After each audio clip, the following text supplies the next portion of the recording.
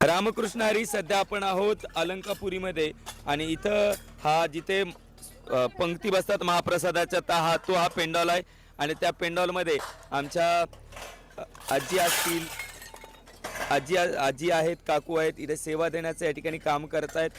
इथं पाहिलं असेल हा प्लास्टिक मुक्त सोहळा आहे. म्हणजे इथं द्रोण असेल, पत्तरवाडी असेल तर ही प्लॅस्टिकपासून नाही आहे, तर स्टीलचाच ग्लास आहे, स्टीलचीच वाटी आहे आणि केळीच्या पानावरती या ठिकाणी इथं भोजन ग्रहण केलं जातं आणि इथं प्रत्येकजण सेवा देण्याचं काम करतायत. इथं असं या बघ आजी त्यांचं त्या काम व्यवस्थित करतायत.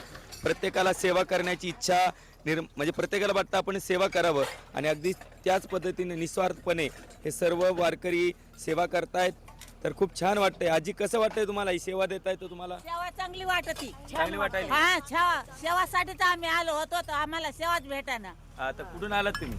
आम्ही देवळगावून आलेली गाताच्या. देवळगावचे. हा, देवळगाववरनं हे आलेले सर्व वारकरी आहेत. कोणती काल म्हणजे सेवा धुंडत होते तर आज त्यांना सेवा सापडली आणि ते सेवा करण्याचं काम करतायत.